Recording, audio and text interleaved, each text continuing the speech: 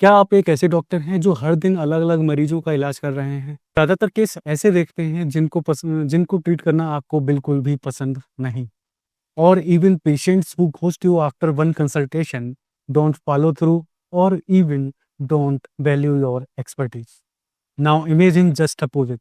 आप हर दिन ऐसे मरीज देख रहे हैं जिनको ट्रीट करना आपको सबसे ज़्यादा अच्छा लगता है। And they trust you, they pay without bargaining, and they refer us.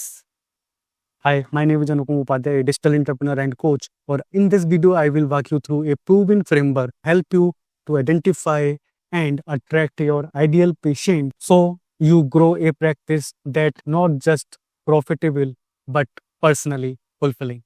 Now अब बात करते हैं कि ये वीडियो आपको क्यों देखनी चाहिए। आप एक ऐसे डॉक्टर हैं जो रैंडम केस देख देख के थक गए हैं जिनको आप ट्रीट करना पसंद नहीं करते। नंबर 2, अगर आप एक ऐसे डॉक्टर हैं और चाहते हैं कि पेशेंट आपकी एक्सपर्टीज़ की वैल्यू करें, आपको अच्छा पे करें और आपके ट्रीटमेंट प्लान को फॉलो करें। नंबर 3, अगर आप चाहते हैं कि आपकी प्रैक्टिस फुलफिलिंग और प्रॉफिटेबल हो। एंड नंबर 4 एंड लास्ट, अगर आप चाहते हैं कि रैंडम केस आपको नहीं देखने हैं और आपको एक पर्टिकुलर अपनी स्पेशलिटी में एक्सपर्टीज़ बनानी है, तो ये वीडियो आपके लिए हेल्पफुल हो सकती है। ओके, नाउ अब बात करते हैं how to find your ideal patient. Before we dive in, हमें ये जानना होगा क्योंकि ये बहुत सारे डॉक्टर्स इस बात को इग्नोर करते हैं, that is they serve everyone. अगर आप हर एक को सर्व करेंगे तो आपको किसी को भी इफेक्टिवली ट्रीटमेंट नहीं दे पाएंगे। That leads to burnout, underpaid consults and generic treatment plan. Your ideal patient is someone whose problem you solve better, deeper and faster than others. और अगर आप ये जानने में सफल हो जाते हैं तो आपकी ये 3 चीजें बहुत ही मजबूत हो जाती हैं। That is your marketing, your reputation and your revenue. 7 सवालों की बात करते हैं जिनके थ्रू आप अपने परफेक्ट पेशेंट पर्सोना को क्रिएट कर सकते हैं। So number 1, are you generalist और स्पेशलिस्ट? यदि आप जर्नलिस्ट हैं तो पेशेंट आपको रिप्लेसेबल मानेगा, लेकिन जब उससे आप एक स्पेसिफिक डिसीज को क्योर करने में इस पे एक्सपीरियंस बनाते हैं तो आप अलग नजर आने लगते हैं।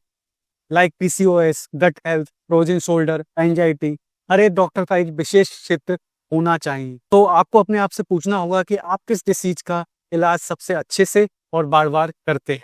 Number 2, are these problem frequent and consistent? क्या आपके क्षेत्र में या फिर ऑनलाइन प्लेटफॉर्म में समस्या के बारे में ज्यादा बात कर रहे हैं? आपको देखना होगा कि किन समस्याओं के आपकी नीश के अकॉर्डिंग किन समस्याओं के बारे में ज्यादा से ज्यादा बात ऑनलाइन प्लेटफॉर्म पर या फिर आपके क्लिनिक में हो रही है।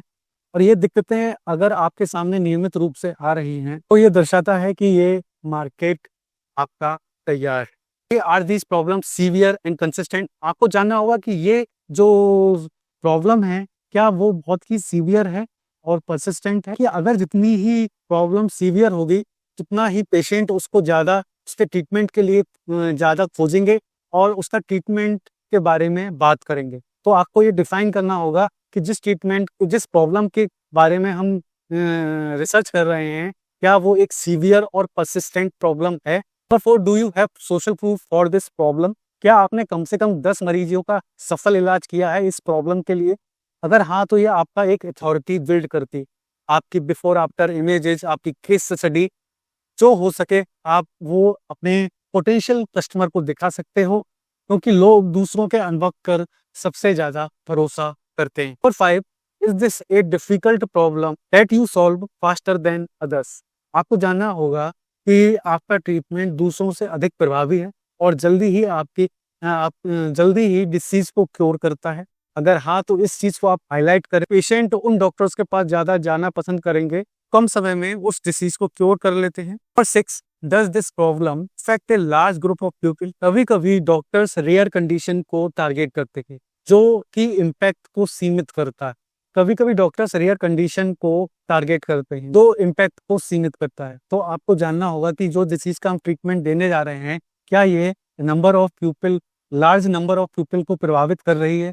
अगर हाँ तो हम इस ट्रीटमेंट के लिए जा सकते हैं। Number 7, are these people willing to pay for a solution. आपको जानना होगा कि आपके आइडियल पेशेंट वही हैं जिनको जो आपकी वैल्यू और स्किल को समझते हैं, जिन्हें कम समय में राहत चाहिए और जो अपनी हेल्थ में इन्वेस्ट करना चाहते हैं। नाउ अब बात करते हैं कि आप इस फ्रेमवर्क को कैसे अप्लाई करेंगे। Take 15 minutes and write down वो 3 हेल्थ प्रॉब्लम जिसका इलाज आप सबसे अच्छे से करते। नंबर 2, ऐसे मरीज जो इन समस्याओं के साथ आपके पास बार बार आते हैं, उनके age, gender and habits. And number 3, वे मरीज कौन थे जो आपके ट्रीटमेंट से सबसे ज्यादा संतुष्ट, कोऑपरेटिव और आपकी स्किल और एक्सपीरियंस की वैल्यू करते थे। अब इन 3 समस्याओं को ऊपर बताए गए 7 क्वेश्चन के फिल्टर से गुजारिए और जो सबसे ज्यादा पास होती हैं वही आपके आइडियल पेशेंट हैं। अगर आपने इस फ्रेमवर्क को अच्छे से अप्लाई किया तो आप उन पेशेंट को अट्रैक्ट कर पाएंगे जिन्हें सच में आपकी ज़रूरत है, जो आपके एक्सपीरियंस और वैल्यू की कदर करते हैं एंड जिसके थ्रू आप एक भरोसेमंद पर्सनल ब्रांड क्रिएट कर पाएंगे। जर्नलिस्ट फीलिंग से दूर हो पाएंगे जो कि आपके एक प्रैक्टिस को ग्रो होने से रोकती है। I hope you find this video helpful. If you find this video helpful, please subscribe and like this video and उन डॉक्टर्स के साथ जरूर शेयर कीजिए जिसे इस तरीके के कंटेंट की जरूरत है।